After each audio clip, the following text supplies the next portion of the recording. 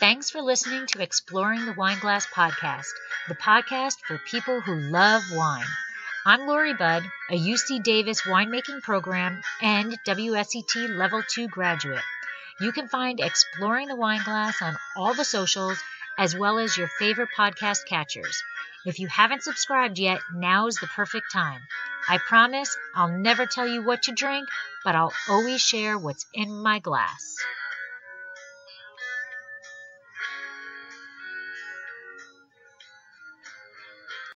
Hey everyone, thanks for joining me today on Exploring the Wine Glass. Today we return to Winephabet Street, where the letter of the day is J and it stands for Jura. Please take a time to swipe on your phone and leave a rating and review. We really rely on those reviews to move us up the charts within the podcast aggregators so that they recommend us to others. And if you know of someone who is into wine, we would greatly appreciate you mentioning us to them. I have found some of my favorite podcasts to listen to simply by word of mouth. The Jura is one of the smallest wine regions in France, at approximately 2,000 hectares, which is about 5,000 acres. It is located on the far eastern edge of France, sandwiched between Burgundy and the Swiss Alps. In many articles about the region, thanks to its remoteness, the wines are classified as weird, obscure, offbeat, geeky, or the missing piece for wine lovers. Throughout the series, I have found so many wine regions and varietals that have been interesting, but I have to say that the Jura is the one region that has made me stop and say, that is so cool, more times than any other. So sit back, unscrew, uncork, or saber a bottle, and let's get into the Jura region of France.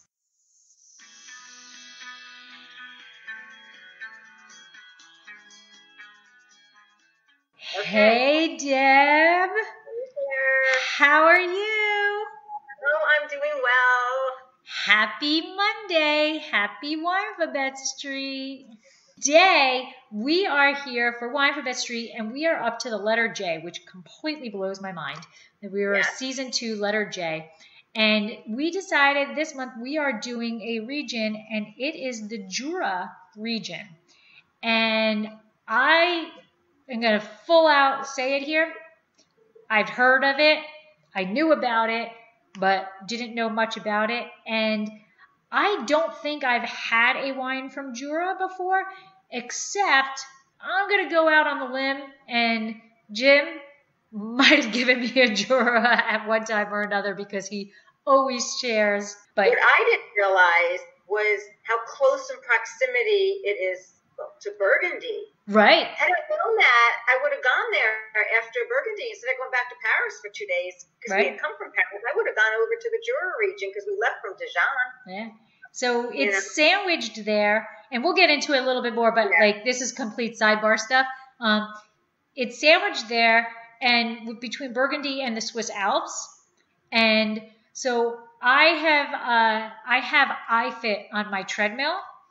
And for the last 2 weeks, I have been running up the Swiss Alps. I have done 3 mountains, none of which I can pronounce what they are.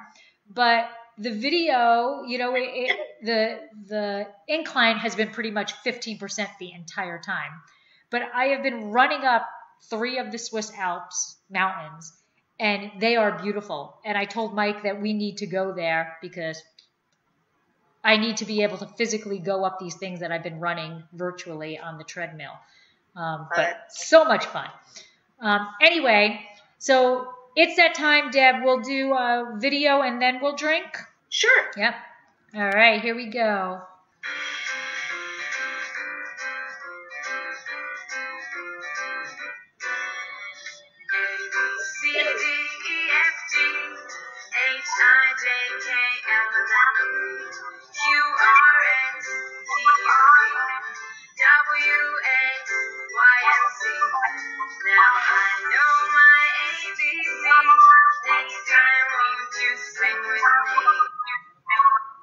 All right.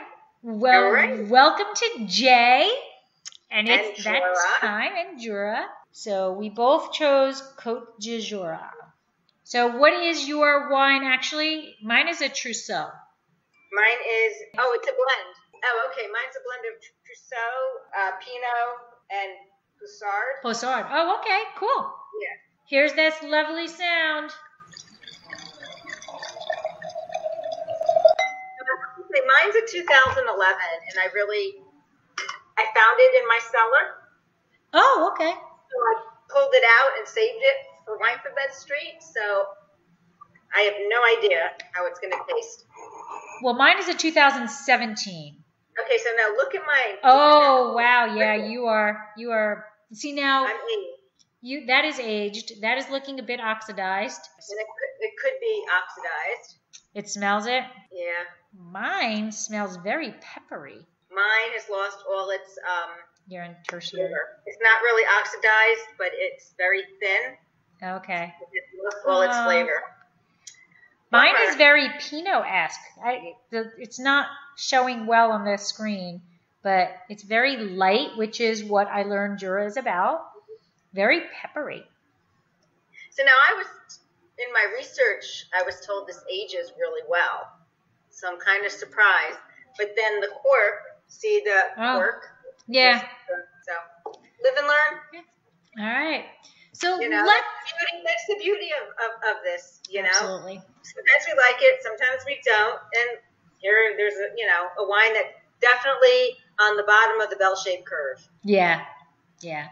Well, shall we get into the history? Absolutely. Let me bring it up. So the Jura region is known as Franche-Comté, and it's located between Burgundy and Switzerland. And it's divided into two areas.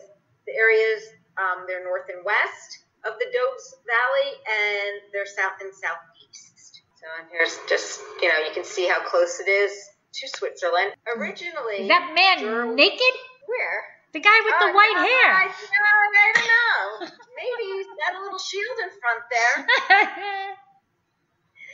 So originally it was occupied in the 4th century BC by the Sigani. It's a Celtic tribe. And the region became part of the Roman Empire after Julius Caesar's victory over the Gauls in 52 BC. And it was later settled by the Burgundians. And then in 534 AD, it was conquered by the Franks. So it's had a lot of... change of hands. Yeah, a lot. So it's named after the Jura Mountains. And the Jura belonged to the Free County of Burgundy, known by the French as Franche-Comté. And it's a name that was given to it in 1366. Now, in the course of life, in the course of history, there was a lot of different marriages, and it passed through different people. It was passed through the marriage to Philip the Bold, Duke of Burgundy, and then he made the capital of the region Dole. And then a few more marriages and a few more passes downs, and it was severed from Burgundy. And in 1493, by the Treaty of Salinas, it went to the Habsburgs. And then after the region, after the reign of Emperor Charles V in 1556, it passed to the Spanish branch of the Habsburgs. And then Franche-Comté was often invaded by the French during the 30-Year War.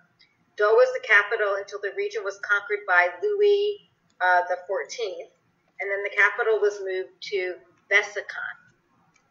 So it got changed over quite a number of times by emperors, by dukes, by countries. But I want to also let you know that on a side note, there is a certain dialect in Jura. It's the Arpidan language, and it's still spoken today in rural areas of the region. This is the stuff that I love when I get to travel. I love looking at history, looking at runes, and learning all about that. Yeah, I do too. So this is the capital of Besançon, and I'm probably not pronouncing it right. And it's nestled beneath an ancient citadel in the loop formed by the Doubs River. And the town has one of the oldest, finest public art galleries in France, with a collection of old masters with 19th century French art that includes work by Cranach, Titan, Bellini, Rembrandt, Rubens, Goya, and more. And it's been nicknamed the Petit Louvre. So in 2016, The French Comté region was joined with Burgundy to form a new administrative entity of Bourgogne-Franche-Comté. It spans from Côte d'Or, Doubs, Haute-Saône, Jura, Nièvre, Saône et Loire, and the territory de Delfort and Yonne. It's bound by the regions of Avignon, Rhône, Alps to the south, Centre to the west, and the Île-de-France and Grand Est to the north. And Switzerland is to the east, and the capital is now Dijon. And this was established in 2014 because French President François Hollande wanted to reduce the number of regions in metropolitan France from 21 to 13. So Jura is a small wine region that makes red, white, rosé, sparkling wine, sweet wine, and fortified wine. Their altitude, topography, climate, and clay-rich marl soil brings a uniqueness to their wines. They are most famous for their vin jaune, or yellow wine, and that's an oxidative white, similar to Pinot or Sherry. Sherry. The grapes of the region are how do you say it? Sauvignon? Sauvignon. Okay, that's their signature grape, Trousseau, Boussard, Pinot Noir, and Chardonnay. Yellow wine is made from the Sauvignon grape. Once fermented, it's complete. It's kept for 6 years and 3 months in oak barrels, and it's bottled in a clavin. And its age capacity is one of the most important in the world. And every year, the first weekend of February, a different Jura village hosts the Procès du Vin Jaune, and it's a festival boasting the newly bottled vintage. The four main appellations in Jura is the first appellation of origin control that was appointed by France. There's the Chateau Chalon, home of the Vin Jaune, and L'Etoile, which is the Chablis of Jura, known for good Chardonnay wines, and Cremants de Jura, and Côtes de Jura, which is a catch-all appellation for all of the wines made in the region. And beside wine, it's known for cheese and sausages. Yay! So there's a lot going on there. I mean, for a small tiny region, it's got a ton of history. I mean, just been tossed back and forth in the course of history between all different people, and also heritages. There was France, Germany, and I do wish I knew where it was, because I would have gone there. All right, so I'm going to get into the characteristics, and there's some repeat, but I went a little bit further in depth than what you did. So the Jura is actually one of the smallest wine regions in France, and it actually is only about 2,000 hectares, which is just 5,000 acres. So that blows my mind that there's a whole region dedicated to that little bit. Okay. It is located on the far eastern edge of France, and it is sandwiched, as you said, between Burgundy and the Swiss Alps. Now, as I was doing research for this, every article that I read, so I can't give credit to all of them because I'd have a list of 50,000 names here, but the words that they used to describe Jura were so funny. It was weird wine, obscure wine, offbeat wine, geeky wine, and the missing piece for wine lovers. So these are all Decanter, Wine Spectator, Wine Enthusiast, all of those articles. This is how they describe the region. And I have to admit, it started to make me a little nervous by hearing all those things. But what is cool, going back to the cool part of the Jura region is, or I should say sad, is that prior to the 19th century, the Jura region, as small as it is, actually produced the same amount, if not more, bottle production, than Burgundy. So for a small region, they produced a lot of wine. But unfortunately, they got decimated by phylloxera, and then after phylloxera, mildew came in and devastated them even more, and then World War I came in, and that was about it. And prior to that trifecta of a disaster, Jura produced about 5 times as much wine as they do today. So they really, really did get decimated. This is an image of the soil that you can find in the Jura, and that is marl and limestone. And there is clay on the upper level of it. And so it's clay overlays. And the soil allows for a large group variety of grape varieties to grow in there. So you do get a lot of different types of grape varieties in the Jura region. Because of its location and soil composition, it is very often compared to Burgundy, but the region is a whole different climate than Burgundy. They see a much longer and colder winter. So this is the Jura vineyard in winter, and I was like, oh, I kind of hate the snow, but that's really pretty. So the longer and colder winter, and they actually harvest. Their average harvest is November and into December because their season gets pushed back so much because of the cold weather that by the time it warms up, they're harvesting in, late November all the way through late December.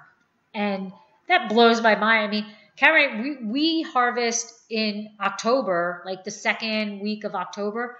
Our very first vintage we harvested in November, and we were like, "Oh my God, this is so late." But typically it's mid, early to mid October, and they are typically mid November to late December. So I'm guessing that kind of like in New Jersey, right? November and December are cold, but we're not really getting that snow yet. We're not getting the consistent temperatures. And with this climate change, it almost seems like we're really not getting significant cold weather till almost late January, February now. Yeah. And we have been known now in the last, 5 years to be getting our one major snow blizzard in March. And I know the last 2 spring sports seasons, which open on April 1st, there was snow on the ground for spring seasons. So our season is getting shifted back. Now, if they're already late, I'm curious as to what that's happening, what the climate change is going to happen to them. So the other thing about this region is because it's so cold that it's very difficult for the grapes to reach ripening, that they are allowed to do chaptalization. So they are allowed to add sugar to the grapes in order to get the wines to the level that they want it to. White wines, and this, I'm going to say this, and I apologize because it's horrible grammar, and it's not very good speaking skills, but I'm going to keep saying I was blown away by this fact because almost everything that I learned about the Jura region, I was like, oh my God, that's kind of cool. Oh my God, that's kind of cool.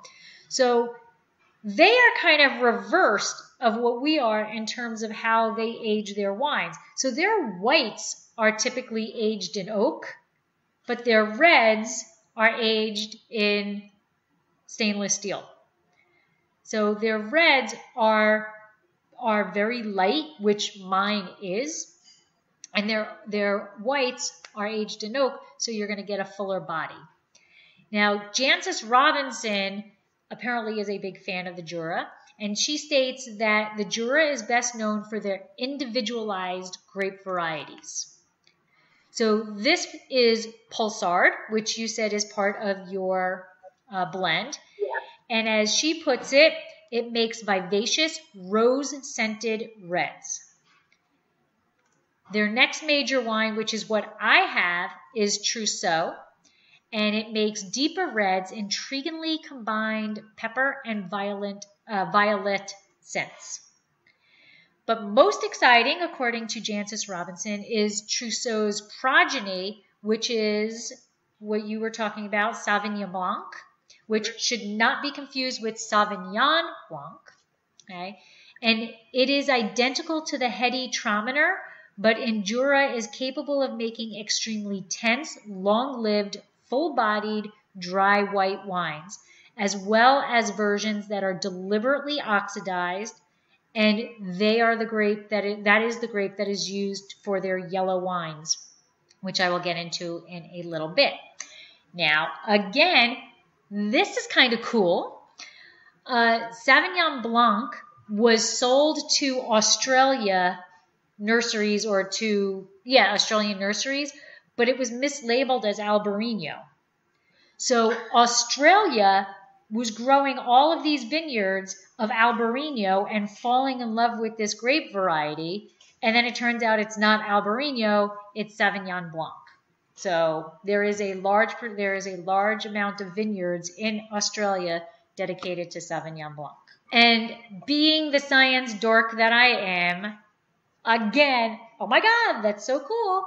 Louis Pasteur was born here, and he was raised in the Jura region, and he actually owned a vineyard, which I have read so many books about Louis Pasteur. I mean, he's like an idol, and I had never known that he did that he owned a vineyard, but he owned a vineyard near Arbois. So this is where he is from. Weather in Jura can be very unpredictable, as you would expect. The nearby mountains are known for stirring up a spring's frost, and they have very heavy summer rains and even a lot of devastating hailstorms. So it must be a very arid, region to be a winemaker, to be a vineyard owner, because there is just a lot of bad stuff that can happen in the environment.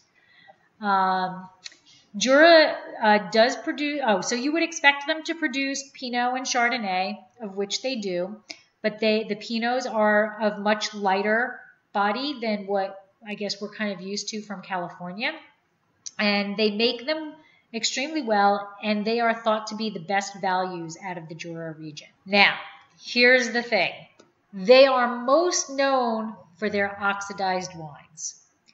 So they produce, this is from an article from Wine Cooler Direct. They state that Jura is for wine lovers who love stinky cheese and roller coasters. So I guess it's, you don't know is it oxidized, is it not, this is this type of wine, this is this type of wine. And then the stinky cheese, I'm going with the oxidized. The Trousseau is more Pinot-esque with some pepper. Now, the region has 5 signature styles, which when you look at the label can help a consumer to decide, figure out what they have on. So this is a vin jaune, and that is what you said translates to yellow wine. This is an oxidative style, very similar to sherry, from the grape variety Sauvignon. The fruit is harvested as late as possible and is aged in oak barrels. The barrels are not topped off, so therefore they get a yeast layer on them, like a Solera basically, but they call it a voyelle. And this forms on top, and it does protect from some oxidation, but after a minimum of 6 years and 3 months, the oxidized wine is bottled in these cool little squatty bottles that, as you said, were called clavelin. So if you're going to buy this, you need to expect a very intense flavor with a high nuttiness and very complex spiciness. Now, the next type of wine is called vin types, and this can also be labeled as a Côte de Jura tradition. And this is also aged in barrels, but it is allowed to oxidize, but it's not for the same amount of time as the vin jaune. So they are typically produced when the voyelle is not doing the job correctly. So they want to produce a vin jaune, but the Solera or the voyelle is not doing the job that they're supposed to be doing. So they're like, well, we don't want to lose this wine completely, so we're going to bottle this now and sell it off before it gets completely oxidized. So this is a kind of an introductory way into the vin jaune, and it is much less expensive because it didn't spend that much time in production. Vin Pale is a dessert wine that is super sweet. The grapes are dried for 6 weeks, originally on straw pallets, and that's where the name comes from because vin de pale translates to straw wine. They are gently pressed, allowing to ferment, and then aged for several years. Typically made from Chardonnay, Sauvignon, and Pulsard grapes.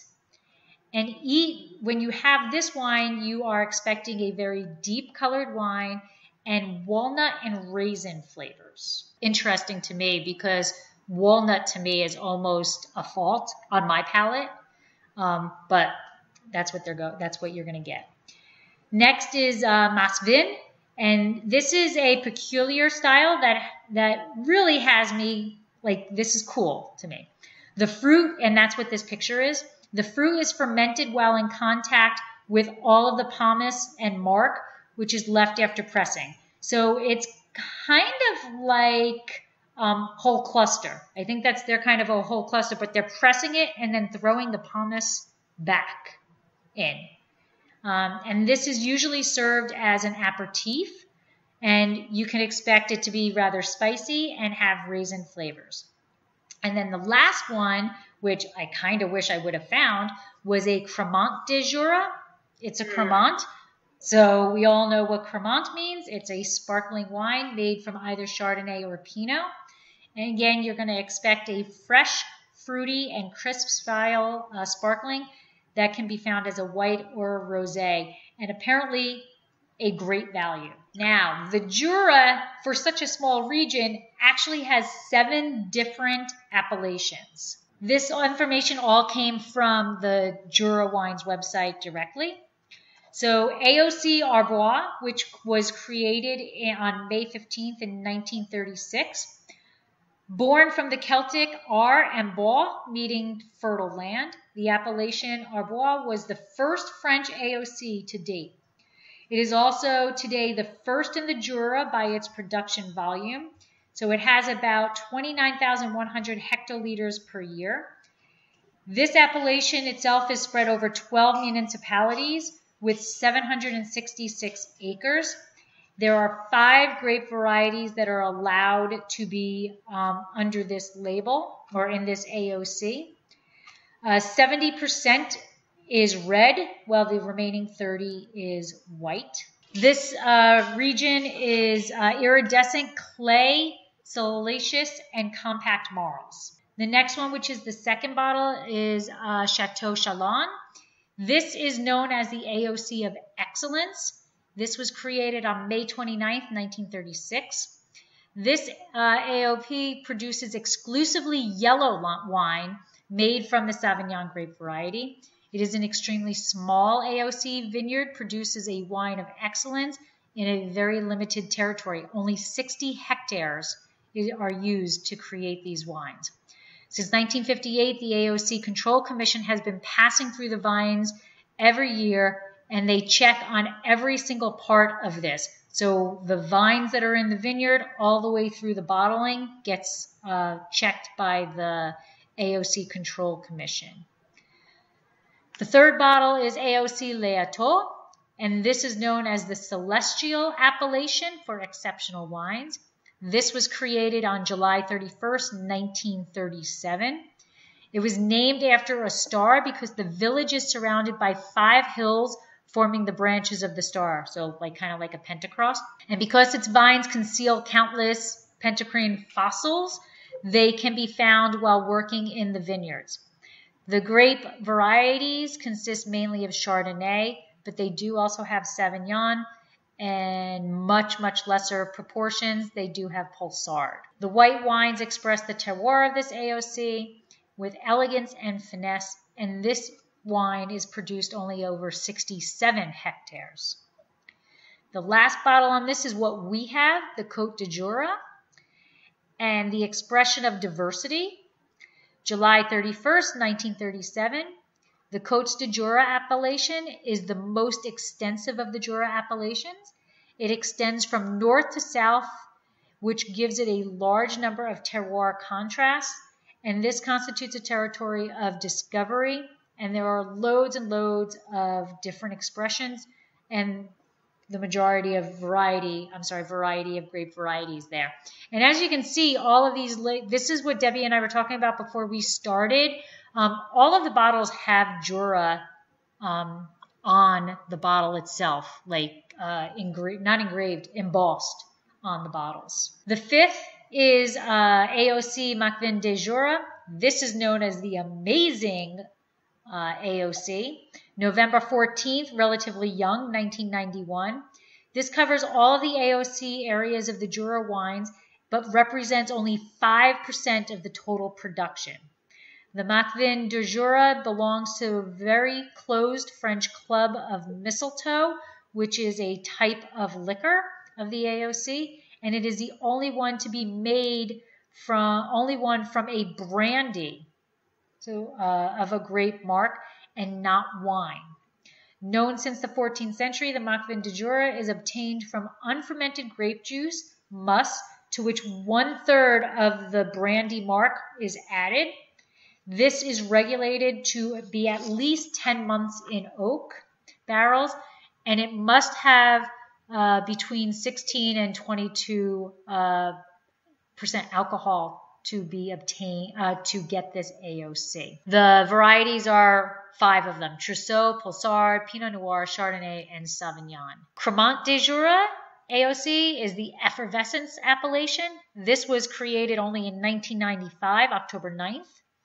The production of the sparkling wines in the Jura dates back to the end of the 18th century, when the Jura wine growers mastered the traditional method. The appellation area is identical to that of the Côtes de Jura, Arbois, Château Chalon, and Etiole. The grape varieties authorized are the 5 again: Pulsar, Pinot Noir, Trousseau, Chardonnay, and Sauvignon. For the white, it's mostly Chardonnay. For the red, it is mostly Pinot and Trousseau. Okay, and the last one, how cool is that bottle? That is way cool. Right. The last one is AOC Marc de Jura. So this is the mystery AOC.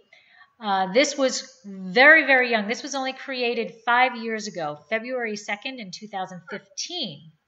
This is the latest AOC de Jura appellation. The Marc de Jura appellation designates an amber brandy, an essential component of the famous Macvin de Jura. It has been distilled for centuries by Jura wine growers who consider it a heart warmer. Powerful and fragrant, it delights any meal. Brandy is aged in wood with the exception of the quantities intended for industrial use or for compound products. So they designate how they age the wine by whether it is going to be sold as a personal consumption, like a bottle like you can see in this picture. But if it's going to be a commercial product, it does not get aged in wood, in barrels, in oak. So, yeah, so they're separating. I mean, I don't want to say that's a quality thing, but they're separating what this characteristic of this AOC is going to be, whether they're going to produce it for individual consumption or it's going out to a mass market. And I don't know if this is true or not, but like I wonder if it's going out to a mass market, it's a primer to something else. And then that commercial company is going to then do something else to it. I have no idea, but that was what entered my mind. Expect candied grape with nuances of vanilla and a slight bitterness due to copper. It is aged longer in wood and it rounds out the bitterness a bit, and you can expect dried fruit aromas. This is volatile substances other than ethanol and methyl, alcohols of 400 grams per liter of pure alcohol, and the title minimum alcoholic strength by volume is 40%. So you are getting hammered. You are drinking that in a snifter. Yes. Question. So Karen wanted to know if the late harvest in the Jura is because the mountains block the sun. And I tried to look that up and I couldn't find an answer. I do not. I think they're doing it to they're specifically harvesting it to be a late harvest. I don't know if that's what she's asking or not, but that is specifically being, because they have. So the late harvest is for late harvest wine. Yes.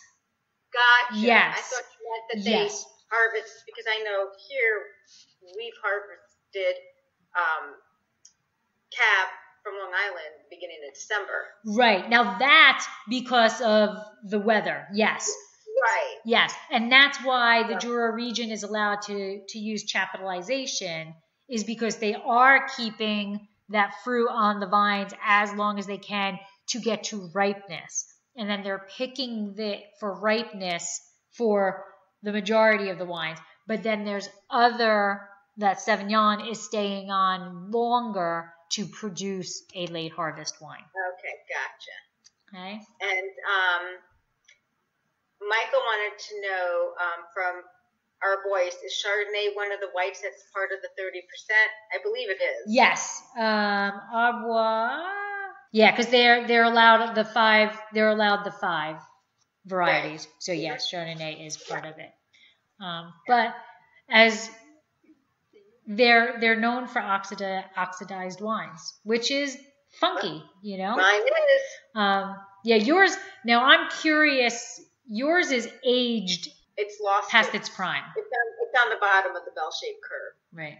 So it's already past its secondary and into its tertiary. Right. Because that color is a very aged. Because you can just barely taste the fruit. I mean, when I say barely, it's barely. Right. Like it's very bricked, which is, you know, you're tawny. You're into tawny already. Yeah. Maybe it's a tawny port. No, I like it. It's not. Wrong country completely. And now a word from our sponsor. Exploring the Wine Glass is brought to you by Dracaena Wines. Dracaena Wines is an artisan winery located in Paso Robles, California. They have been producing wine since 2013.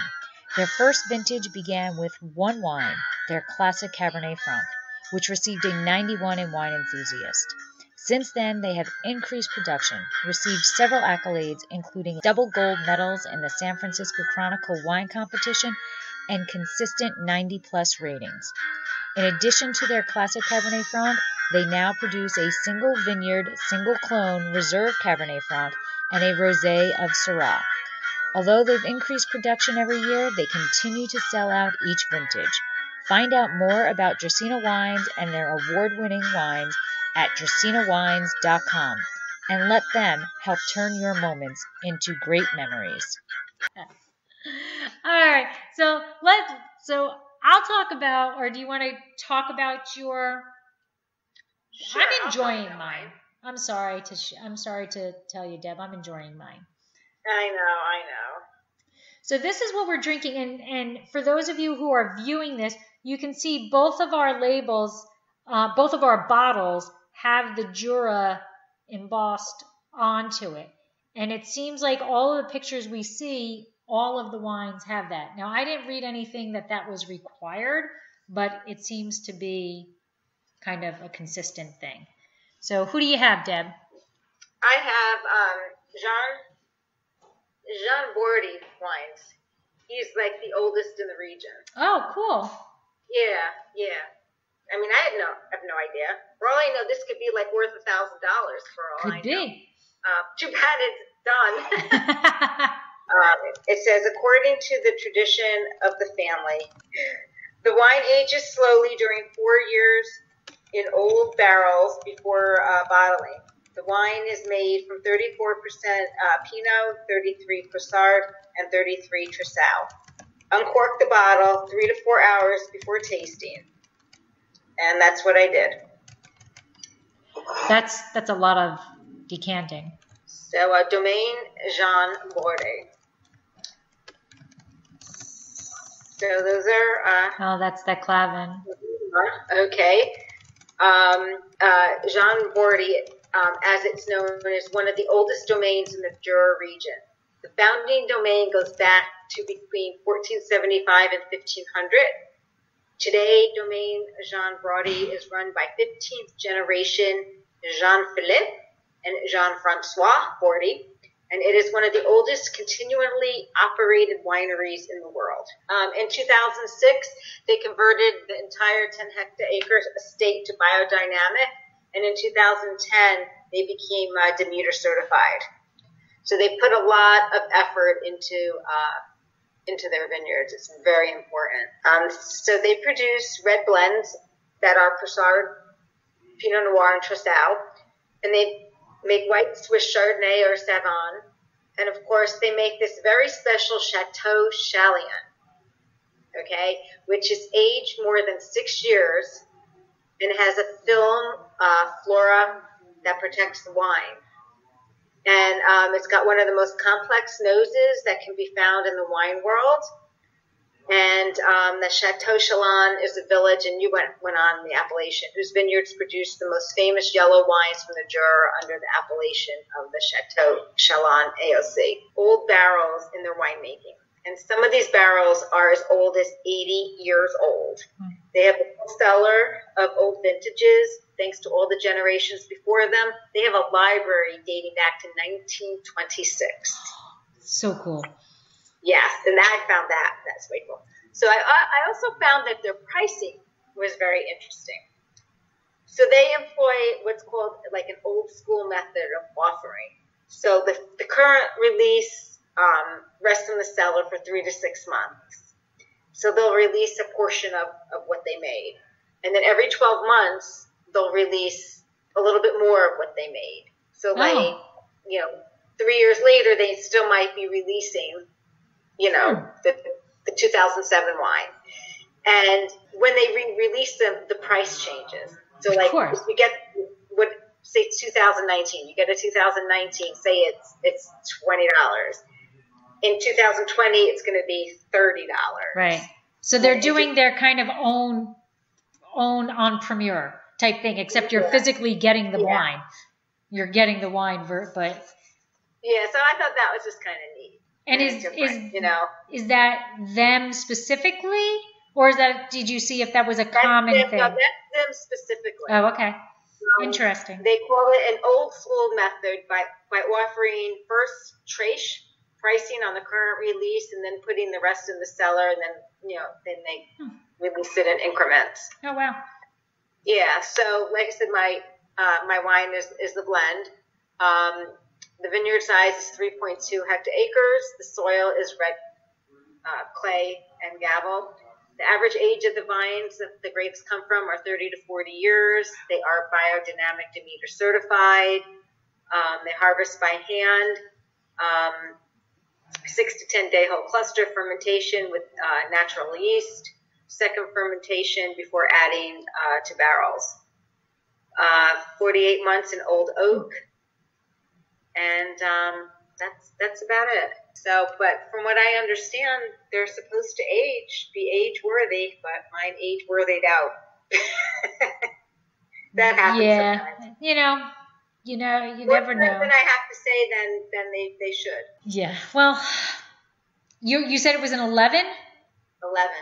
So it's 9 years old. I don't know. When you're saying age worthy, you don't really think 9 is age worthy. No. You know what I'm saying? Like, maybe it was. Well, like they have a cellar dating back to 1926. So. Right, but you do have to remember when they're saying certain things, like that cellar has been imperfect.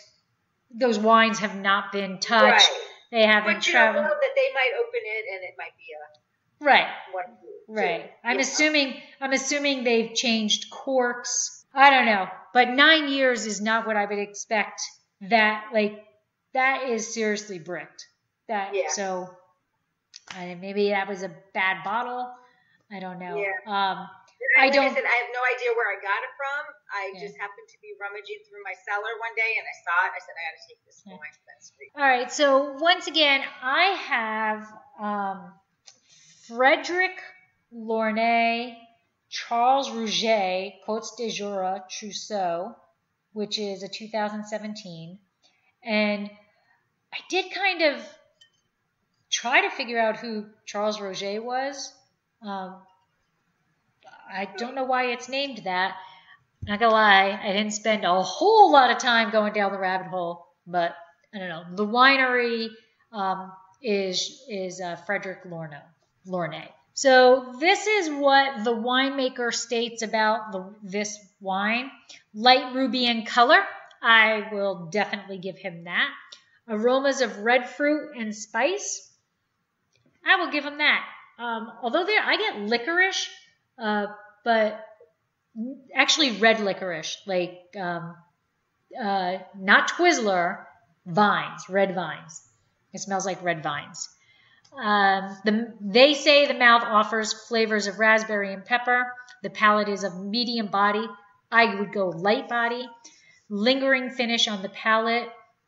I think it's a little short on the finish. Pair with duck confit, rabbit, and brie cheese. So, I'm only doing the brie. Based in the heart of Arbois, in the hillside village of Montagne-les-Aussures, Fred is the second-generation winemaker, taking over the 1 hectare vineyard owned by his father, Roger Lornay. Roger was also the mayor of Montagne. Roger's 1 hectare has become nearly 20 since he took over. Fred's range of wines are focused and mineral-driven. The Lornay family winery starts with Eugene, Frederick's grandfather, who was a cooper and a wine grower. Eugene's son Roger was one of the first of the Jura producers to bottle in Arbois, and Frederick Lornay took over the family tradition, producing elegant Jura wines, red and white.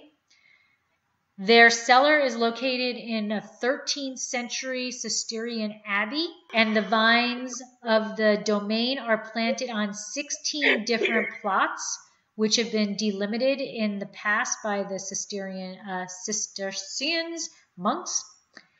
The vines all have a southern exposure with an average of 30 years age, and they are planted on red clay and limestone. They purposely keep the yields low to focus on quality. The grapes are fully destemmed and fermented in oak foudres, which are the big guys. Daily cap management, including pump overs, are continued through 10-day fermentation, and then my wine is aged in oak barrels. All right, so let me go into the food. So I'll get you guys out on the West Coast all hungry. I'm actually really digging this, Deb. Sorry. Well. Mine, how much was your, you don't remember because it's so old. Mine was $20. No, 21. I don't know how much it cost. I don't know where I got it from. I don't know how it showed up. Yeah. Mine was $21. Okay, that's not bad. So Jura is French Comté, which is known for cheese and charcuterie, and traditional recipes are often with fatty sauces. Some specialties are made with green vegetables. And this is interesting because the farmers had to produce most of their food, so they raised cows and pigs and produced their own meat and dairy. And menus were often composed of ham and cheese, and fondue is also popular due to the proximity to Switzerland. No bacon? You got all that pig and no bacon? That's not. Yeah, no bacon. Now this is a Montebellard sausage, and it's a sausage made with pork, smoked for 48 hours in a tied chimney, using wood only to feed the fire. And the true smoky Monte sausage has a tiny piece of wood attached to it, as well as a ring proving its authenticity. All right, that's kind of cool. Yeah. So the traditional way to prepare them is with potatoes, like you see here. Cook some potatoes in a pan filled with half milk and half water. Add the sausages, cook for 1.5 hours, and drain. Wow. So the difference between a Morteau and a Montebellard sausage is the town. Okay. Now the Montebellard sausage is shorter than the Morteau sausage, but they're both produced the same way. So now we're going to go into our charcuterie. We're going into cheese. So yum, yum, yum, yum, yum. This is the Comté cheese. And it's funny because I order that a lot from Murray's cheese. So good. I love Comté. Love it. And then Morbier cheese. And I believe, and I want to say that's ash in it, if I'm correct. Yeah. Yeah, I buy that too. Nope. that? No. That one? No. Oh, and then we have, this is a cheese. This looks really good because you eat it with a spoon. It's called Mont Dior cheese. It's a cheese you eat with a spoon, and it's gooey, runny, and sticky. It's like a triple cream type. So good. Yeah, this is good. So it's named after Mont Dior, which is a golden mountain in the Jura region. It's a raw milk cheese that's produced only between August 15th and March 15th. Oh, wow. It has a unique nutty taste from the spruce bark it's wrapped in. There are only 11 factories in the Jura region licensed to produce this cheese. It's a protected cheese, so you can eat it hot. You just stick it in the oven for 8 minutes. Drooling. I know. So now this is like a type of blue cheese, blue de Guette, and it's also called bleu de Haute Jura.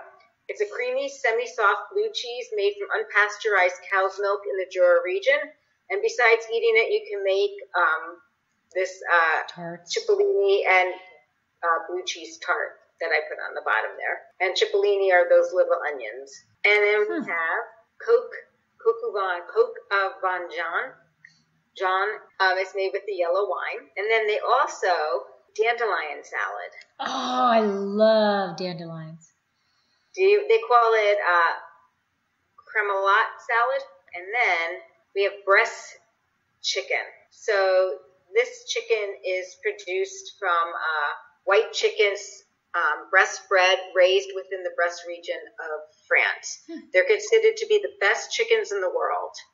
And they have a genetic lineage that allows them to metabolize their food in a unique way, which helps to create a different flavor as well as meat and fat growth pattern. Additionally, the meat-to-bone ratio is vastly different from traditional chickens because their bones are quite thin and dainty. Oh, they're dainty chickens.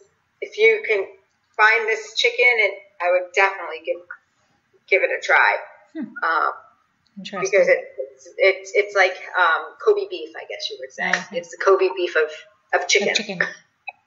See, there is so much coolness about this region. I mean, when I was doing the food, I'm like, I got to talk about the food from the region. The cheese, because the sausages, I thought that was really interesting with the sausages. Yeah. So much coolness going on. So much coolness. All right. Well, we are at that time that we're about to wrap it up. So we've got fast facts for you. The name Jura is derived from Jura, a Latinized form of the Celtic stem jur for forest. Somewhere I also read that it's also linked to Jurassic, but I couldn't find that in multiple places. So throwing that out there, don't know how true that is. The land under Vine occupies a very small area among the foothills of the Jura, amounting to about 2,000 hectares.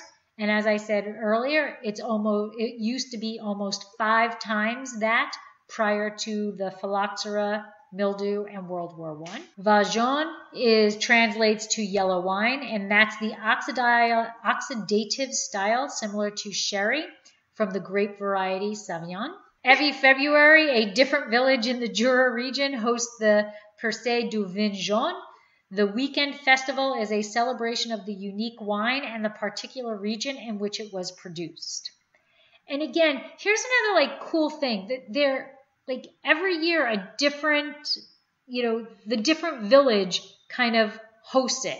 So it's, I think that's great. Right, they're spreading the wealth, spreading the pride, spreading everything, and it seems to be a very small but neat little community that really cares about each other. Kind of cool. Yeah. And wine isn't all that France's Jura region has to offer. In addition to the Vin Jaune and Pulsard grapes, the Jura region is also known for fine cheeses, especially the Gruyere and Comté. And little added fast fact, the Laughing Cow is from the Jura region. Yeah, I saw that. The Laughing Cow. So that is Jura. So I suggest if anybody is visiting Burgundy and going out down that way, take a couple days afterwards and just hang a right and go to the Jura region. Yep. when I go and really hike my Swiss Alps. So we have some exciting news for next month. Again, we are going to be sponsored next month, and we are going to be talking the letter K. Drezella, Dereszla. And we're going to have the winemaker. It's a female winemaker. So really excited. And so join us. Third Monday of the month, August 17th. Thank you, everybody, for joining for J for Jura. I found it to be a really cool learning experience for me. I hope you guys do too. And we will see you in a month. Thank you very much. We will see everybody next month. If you grab a bottle of Jura, please, be sure to tag Debbie and me, and so we can see what you're drinking. And let me know how you enjoy it, since I didn't get to enjoy mine. Yes. Okay. See ya. Bye. Bye.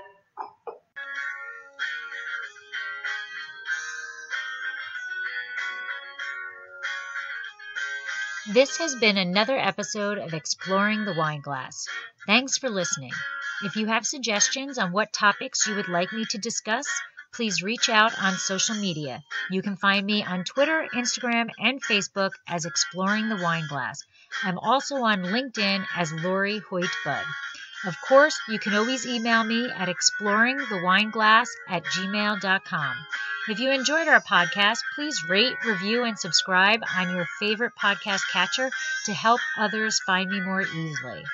Until next week, sláinte!